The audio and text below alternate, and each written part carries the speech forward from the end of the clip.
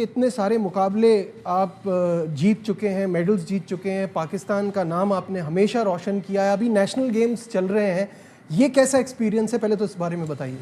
جی الحمدللہ اللہ تعالیٰ کا بڑا خاص کرم ہے. جب بھی موقع ملا پاکستان کے لیے کھیلا اور پاکستان کا سب سے لالی پرچم پوری دنیا میں بلند کیا, اور بہت زبردست ایونٹ ہو رہا ہے. میں خراج تحسین پیش کرتا ہوں پاکستان اولمپک ایسوسی ایشن کو اور اسپیشلی سندھ گورنمنٹ کو, سندھ اولمپک ایسوسی ایشن کو, کہ اتنے بڑے لیول پر مقابلہ کروایا جا رہا ہے اور تمام گیم کے کھلاڑی کھیل رہے ہیں. اور میں بہت زیادہ ایکسائٹیڈ ہوں, بالکل ینگسٹر کے ساتھ مقابلے کھیل رہے ہیں, ینگ ٹیلنٹ سامنے آ رہا ہے. بہت اچھا لگ رہا ہے کہ پاکستان میں سپورٹس کو اس لیول پہ پروموٹ کیا جا رہا ہے. انعام کی سب سے اچھی بات یہ ہے کہ انعام کھیل بھی رہے ہیں اور اپنے والد صاحب کے ساتھ مل کر ایک نئی جنریشن آف ریسلرز کو تیار بھی کر رہے ہیں. یہ بہت بڑی بات ہے, اس پر ہم آئیں گے انعام, لیکن شروع میں جاننا چاہوں گا شروعات سے کہ ریسلنگ آپ نے کس کو دیکھ کے شروع کی. مطلب یہ آئیڈیا آنا پاکستان میں, لوگ کرکٹ کی طرف جا رہے ہوتے ہیں اور دوسرے کھیل ہیں, لیکن ریسلنگ کس کو دیکھ کے شروع کی تھی؟ دیکھیں بیسیکلی میرا جو تعلق ہے وہ گجرانوالہ سے ہے, اور گجرانوالہ میں بچے جو ہے نا وہ کھلونوں سے نہیں کھیلتے, وہ پہلوانی کرتے ہیں اور بہت زیادہ کریز ہوتا ہے. الحمدللہ ہماری جو 5th جنریشن ہے وہ ریسلنگ میں داخل ہو چکی ہے اس وقت, اور میرے دادا بھی پہلوان تھے, میرے جو پردادا ہیں وہ بھی پہلوان تھے, والد بھی پہلوان تھے. تو بیسیکلی ایک پہلوانی خاندان سے تعلق ہے, اور بڑا ہی اچھا لگتا ہے جب ہم ایک دوسرے تائے چچا کے گھر جاتے تھے اور پھر بچوں کی کشتیاں ہوتی تھیں, اور پھر وہ ایک جوش ہوتا تھا, اور ہمیں سٹوریاں سنائی جاتی تھی دا گریٹ گاما پہلوان کی, کہ وہ کس طرح پش اپ لگاتے تھے, کس طرح محنت کرتے تھے اور پوری دنیا میں کھیلتے تھے. تو اس جذبے کے ساتھ بچوں کا مائنڈ سیٹ بنایا جاتا ہے اور پھر ان کو اکھاڑے میں اتارا جاتا ہے, پھر اس لیول تک آپ نام روشن کر پاتے. دیکھیے آپ کی فیملی کا انفلوئنس رہا, اسی وجہ سے آپ یہاں تک پہنچے. سوال یہ ہے کہ پاکستان میں کیا اگر کوئی لڑکا اس طرح سے شروع کرنا چاہ رہا ہے تو وہ سہولیات موجود ہیں, کیا اس کو وہ فیسلٹیز پرووائڈ کی جاتی ہیں؟ دیکھیں اپنی کیپیسٹی میں رہتے ہوئے گجرانوالہ کی اگر میں بات کرتا ہوں تو الحمدللہ وہاں پر ہم نے اس چیز کو, اس جو ایک ذہن مائنڈ سیٹ ہے کہ صرف پہلوان کا بچہ پہلوان بن سکتا ہے, اس کو ہم نے بریک کیا ہے.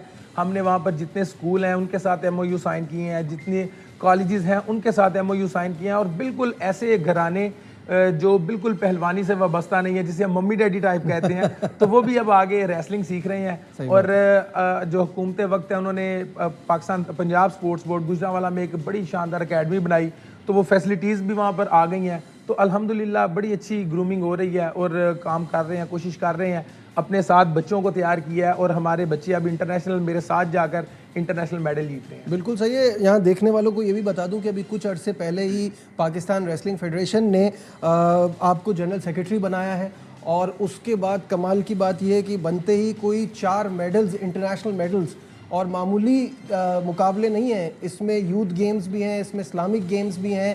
تھوڑا سا اس کے بارے میں بتائیے. جی الحمدللہ ہمارے جو الیکشن کنڈکٹ ہوئے ہیں وہ جولائی میں ہوئے ہیں, اور اس کے لیے میں نے سوچا کہ اب بہت ضروری ہے کہ کسی ریسلر کو آگے آنا چاہیے. تو اس کے لیے ہم نے کمپیٹ کیا اور اللہ تعالیٰ نے ہمیں عزت بخشی, اور میں as a general secretary elect ہوا ہوں. اور پھر ہماری کوشش تھی کہ ہم اپنے بچوں کو انٹرنیشنل ایکسپوئر دیں, جس چیز کی ہمیں پرابلم فیس کرنی پڑ رہی تھی. تو ہم نے اپنی ٹیم کو تیار کیا, اور گجرانوالہ میں ہم نے ایک بہت بڑا کیمپ لگایا اور وہاں پر ان کو تیاری کروائی. پھر ہم نے 6 گیمز جو ہوئی ہیں اس میں الحمدللہ پاکستان نے میڈل جیتا, اور جسٹ ہماری 3 ممبر 2 کھلاڑی اور 1 کوچ گیا تھا, اور ہم وہاں سے برونز میڈل جیت کے لائے. اس کے بعد یوتھ ایشین گیمز کا مقابلہ ہوا, اور پورا پاکستان کا ڈفرینٹ گیمز میں کانٹیجنٹ گیا تھا, اور جو سنگل انڈیویجول میڈل ہے وہ الحمدللہ ہم نے ریسلنگ میں ون کیا. اس کے بعد ابھی جو گیمز ہوئی ہیں, اسلامک گیمز ہوئی ہیں, الحمدللہ اس میں ہمارے ریسلرز نے بہت آؤٹ اسٹینڈنگ پرفارم کیا, اور اولمپک لیول کے کھلاڑیوں کو بیٹ کرتے ہوئے ہم نے برونز میڈل جیتا. اس کے علاوہ انڈر 20 میں الحمدللہ ہم نے اس سال میڈل جیتا ہے. تو میں سمجھتا ہوں کہ بہت اچھی ہمارے جتنی ہم ایفرٹ کر رہے ہیں الحمدللہ بہت اچھا اس کا ریوارڈ مل رہا ہے. اچھا, آپ کی اپنی پرسنل اس سے بھی بات کریں, اور اب آپ ایز کوچ بچوں کو بھی سکھا رہے ہیں. آپ نے امریکہ میں, برازیل میں اور کہاں کہاں پاکستان کی نمائندگی کی ہے. کیا آپ کو لگتا ہے کہ وہ مقام آپ کو مل پایا ہے؟ کیونکہ مجھے یاد ہے آپ نے ایک بار یہ بھی کہا تھا کہ اتنے بڑے بڑے ریسلرز کو ہرانے کے بعد بھی میرا نام سرچ کرو تو ویسے ملتا نہیں ہے. تو اب کچھ بدلا ہے, اب آپ کو فیل ہوتی ہے یہ چیز, یا ابھی بھی اس میں اس بات کا افسوس ہے کہ مجھے وہ کریڈٹ نہیں مل پا رہا؟ دیکھیں میں سمجھتا ہوں کہ انسان کو وہ ملتا ہے جو اس کے نصیب میں لکھا جاتا ہے. تو میں الحمدللہ بہت زیادہ سیٹسفائی ہوں.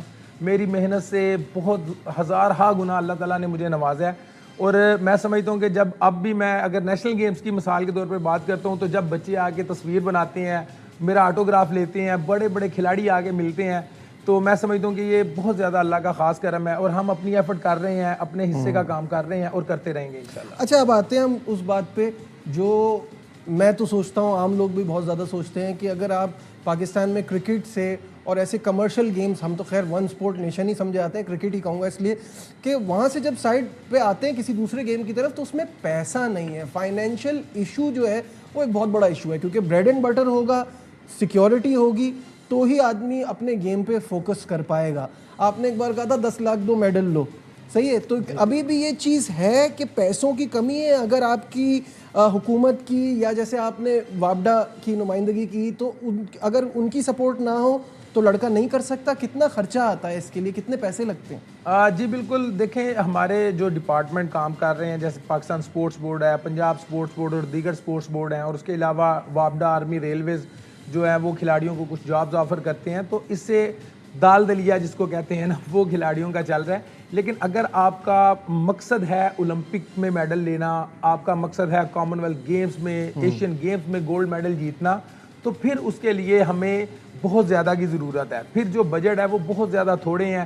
پھر آپ سمجھیں کہ ہمارے پاس کرکٹ کا کوئی 0.5% بھی بجٹ ہمارے پاس نہیں آتا. تو اگر کھلاڑیوں کو, سلیکٹو کھلاڑیوں کو ہی, چاہے اگر ہم مطلب تمام گیمز جو ہیں ان میں 2-3 کھلاڑیوں کو سلیکٹ کر لیں اور 3-4 سال کا ایک بڑا ہم پیٹرن سیٹ کریں جیسے پوری دنیا میں لوگ کرتے ہیں کہ اولمپک سے اولمپک روڈ میپ بنانا پڑتا ہے نا. اب دیکھیں آپ کے پاس تو ایک اتنی بڑی پاکستان میں گیمز کے لیے اتنی بڑی ایک کیس سٹڈی ہو گئی ارشد ندیم کی کہ ارشد ندیم نے جا کے میڈل جیتا. کیوں نہیں ہم ریسلنگ میں کر سکتے؟ جس طرح سے آپ کام کر رہے ہیں, جیسے آپ نے ابھی گجرانوالہ میں کیمپ لگایا, اس کی بات کی, تو آپ یہ کبھی آپ کی کسی سے اس بارے میں بات ہوئی کہ حکومت کیوں اس میں آپ کو سپورٹ نہیں کر سکتی کہ جیسے آپ نے کہا 3-4 ٹاپ کے لڑکوں کو تیار کیا جائے فار اولمپک؟ اور اولمپک ظاہر ہے ایک بہت بڑا ایم ہے, اس کے لیے پورے پروسیس سے گزرنا ہوگا.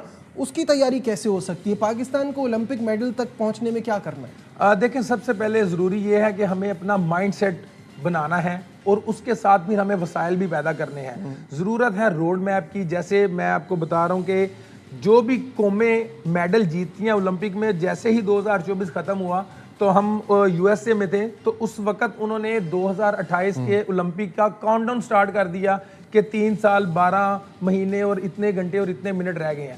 تو اس طرح سے قومیں بنتی ہیں, ان کے پاس پراپر ایک روڈ میپ ہوتا ہے جس میں ان کو فائنینس کا ایشو نہیں ہوتا. انہوں نے جونیئر مقابلوں سے لے کے سینئر مقابلوں تک, ایشیا چیمپئن شپ سے لے کے ورلڈ چیمپئن شپ تک, اور انٹرنیشنل ایکسپوئر کھلاڑی کو دینا, انٹرنیشنل ٹریننگ کروانا, یہ سب چیزیں اس میں شامل ہوتی ہیں.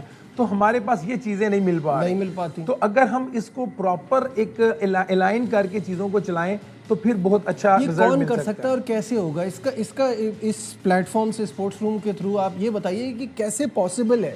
سننے میں بہت اچھا لگتا ہے لیکن اس کا روڈ میپ بنانا اتنا آسان نہیں ہے. تو یہ ہوگا کیسے کہ ہم اولمپک کی تیاری اگر میں کہتا ہوں آج سے شروع کریں تو اس کے لیے کیا کرنا ہوگا؟ دیکھیں روڈ میپ بنانا تو بہت زیادہ آسان ہے, وہ تو میں آج آپ کو یہاں پر ایکسپلین کر رہا ہوں کہ آج سے ہم دیکھیں کہ انٹرنیشنل مقابلے کتنے ہیں. ہر 3 سے 4 ماہ بعد جس کھلاڑی کو آپ اولمپک میں دیکھنا چاہتے ہیں اس کو ہر 3 ماہ بعد مقابلہ ملے انٹرنیشنل, اور 2 سے 3 ماہ وہ ٹریننگ کرتا رہے, اور وہ ایٹ دی اینڈ اولمپک تک پہنچ جائے گا. ٹھیک ہے, روڈ میپ بہت آسان ہے. اب ضرورت آتی ہے ہمیں فنڈز کی. اس کے لیے ہمیں حکومت وقت کی ضرورت ہے. اس کے لیے جو ہمارے ادارے ہیں جیسے پاکستان سپورٹس بورڈ اور دیگر ادارے ہیں, اور اس کے ساتھ ساتھ میں بہت زیادہ زور دوں گا ہمارے جو کمرشل لوگ ہیں, ہماری جو ملٹی نیشنل کنٹریز ہیں, ہاں جی, کمپنیز ہیں, جو ہمارے سپانسرز ہیں, ان کا آگے آنا بہت زیادہ ضروری ہے.